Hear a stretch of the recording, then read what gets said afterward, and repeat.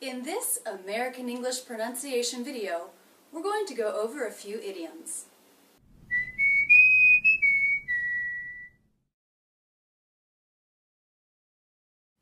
Today is October 31st. That's Halloween.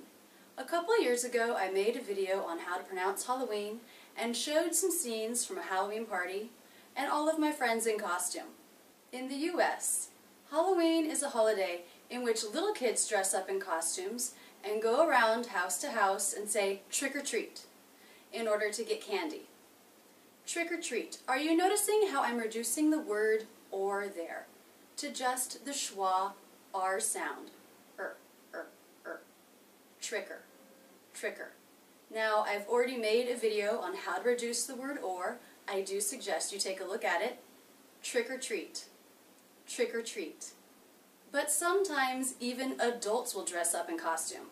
Now, I find this a little odd. I'm not quite sure why an adult would want to dress up to look like a scary person or a dead person. I personally never do it. Now, my friends are having a Halloween party this year, and I told them I was not going to dress up because I just think it's silly. And they said, Rachel, don't be a party pooper. So let's go over that idiom, party pooper. First, note that the T in party is a flat T. Now you know that because it comes after an R consonant and before a vowel. Party, party. Pooper. This is a two-syllable word. Stress is on the first syllable. It begins with the P consonant, the U vowel, poo, poo. Now, since that's the stressed syllable, make sure it has some shape in it. Poo, poo. The second unstressed syllable is the P consonant and then schwa R sound. Per, per, per. Now that's going to be flat and lower in pitch because it's unstressed. Party pooper. Party pooper. So what is a party pooper? A party pooper is someone who spoils other people's fun by not participating or by saying, oh, that's stupid, that's a dumb idea. So basically, that's me, because I'm going to a costume party and I'm not going to dress up because I just think dressing up is silly. Another idiom that has a similar meaning is wet blanket. So this, again, is someone who will spoil other people's enjoyment by not participating in general, withdrawing a little bit. For example, Mary had a great party last night, but her new roommate is sort of a wet blanket. Meaning maybe she didn't participate, she sat in the corner, wouldn't talk to anybody, or maybe even just stayed in her room. So let's go over the pronunciation. It begins with the W consonant sound, where the lips will be in a very tight circle. Then the as in bed vowel, we. The final T here is a stop consonant. Usually final T's are, unless the next word begins with a vowel. We don't have that here. So it's going to be a stop. Wet blanket. What does that mean? That means I put my tongue up into position for the T, wet, wet, but I don't release the sound. I just go into the next word. Here the next word begins with the BL consonant cluster. Wet, bull. Make sure your tongue tip is up here for the L. Bull, bull. That's how you know you're making that sound correctly. Bull, bull, wet, bull. Now, the next sound, if you look it up in the dictionary, it will say it is the A as in that vowel.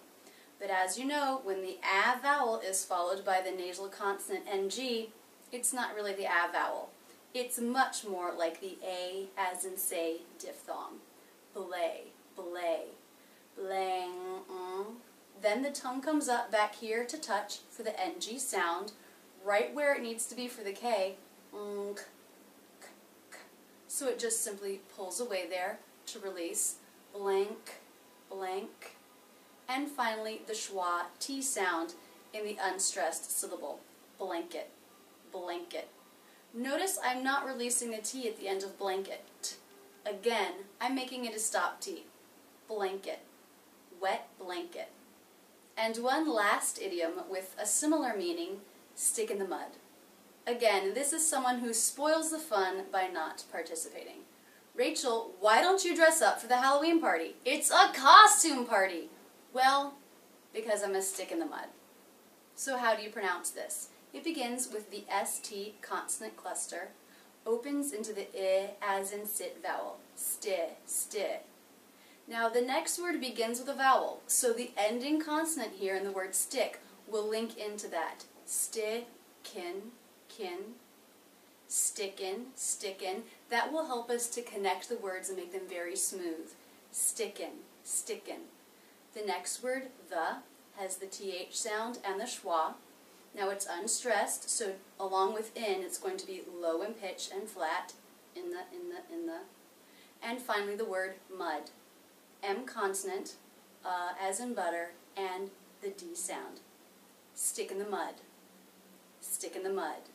So even though I won't be dressing up this Halloween, I'm still going to have fun, and I hope you will too. That's it, and thanks so much for using Rachel's English. Boo!